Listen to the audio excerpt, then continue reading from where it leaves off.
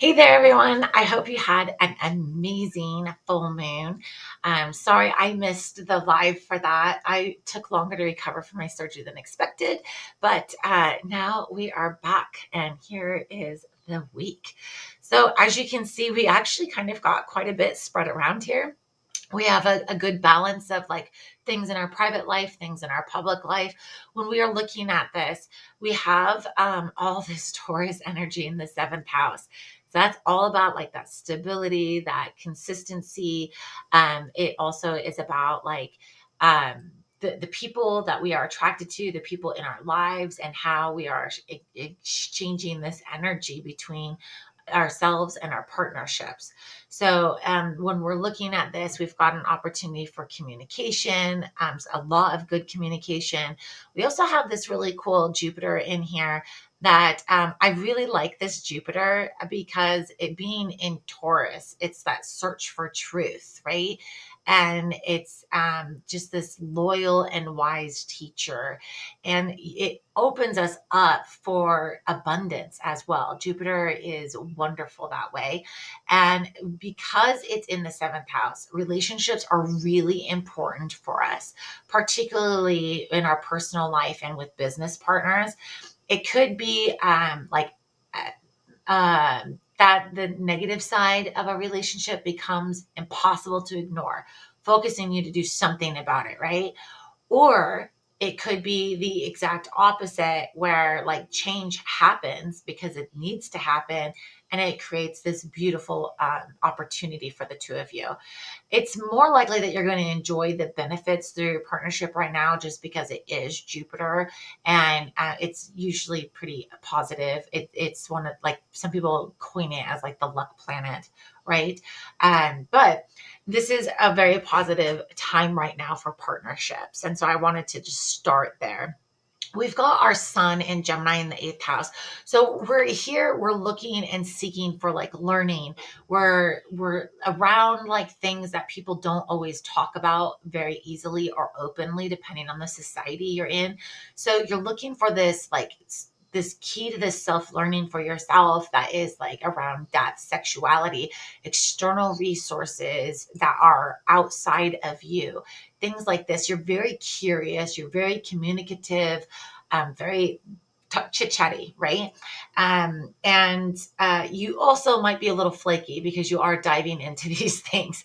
And that also goes up here with this Venus Cancer. When we've got the Venus here in the ninth house, this is again more of that understanding of the world and having this like positive attitude around it about like studying religions, travel, maybe even like signing up for college or continuing in college. All of that's very positive right now. And it's very tied to like your family relationships and your emotions with those you associate with. Keep in mind, this also does bring up some people's need for financial security. So let's move over to Mars here. Mars is right here with Leo, and they are vibing. So when we're looking at this is all about like a power move with career, right? Maybe you've been like fighting for a position or climbing the ladder, and now is a time where you need an autonomy and some independence in your job, your career, your profession. And you have this really strong need to be expressive. And so be mindful that this could come out in some like erratic, traumatic behavior, maybe more confidence. For some people than they normally would have. And you just will start seeing some impacts that you initiate here. Just be careful not to get too arrogant and pompous during this time.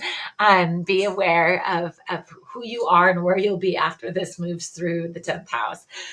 So let's look down here real briefly before we move on to the week about the planets down here. We have some transitions happening in family life, and I believe we touched on that before, so I'm not going to go into too much depth with these planets. They move a little bit slower, right? So as we look at that, we also have Pisces here in the fifth house. This is a great opportunity, in my opinion, if you have not set up an altar or a sanctuary, a sacred space in your home to be able to practice. This is a great time to do it. You have the Neptune here brings in these new ideas. Saturn here brings in this structure, and then you throw it in here with Pisces that is always seeking that deeper understanding, that deeper feeling, and bringing this together with the energy you have right now of your sun up here. It's a great opportunity to design or maybe even dust up and change some things up as far as your sacred space in your home. So let's look at the moon, because the moon is going to be transitioning here quickly out of the second house. And as it's in the second house at the start of the week, we're looking at that emotional security and financial security, looking for the things to help us with self-esteem and our value. Don't let that go too deep, because you don't want to get distracted by it, but be aware that it's there.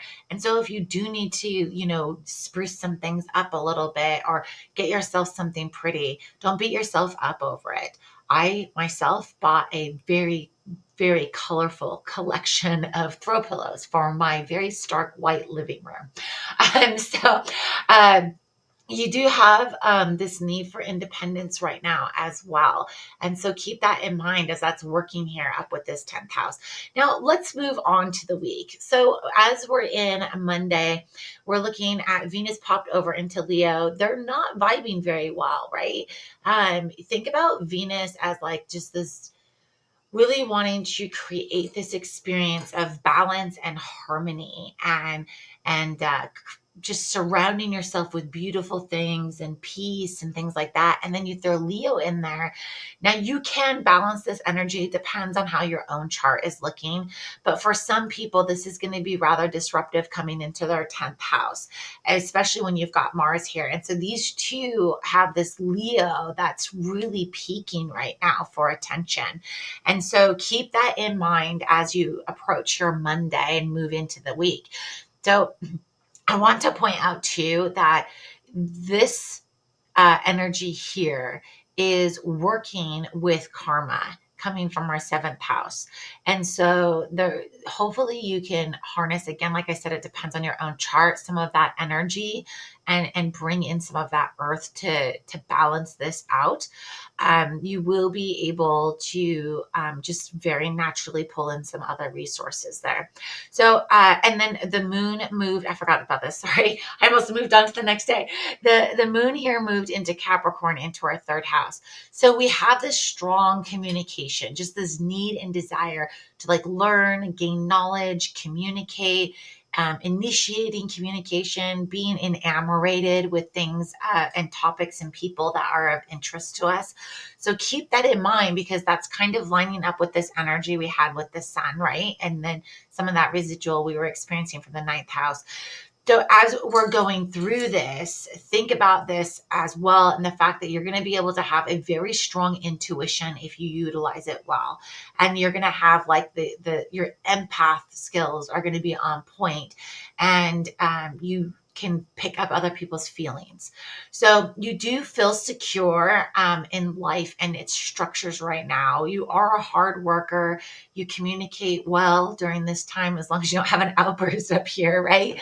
But because it's Capricorn, you do kind of, well, I shouldn't say you might find yourself and feeling a little distant and cold emotionally. And that just kind of comes with that Capricorn earth energy. Now, here we go. We move our moon over here into Aquarius in the fourth house. Again, it continues with that security, but now we've transitioned the focus into family and the family life as it is, and the emotional substance of it, and feeling safe at home. And so it's really important to have that.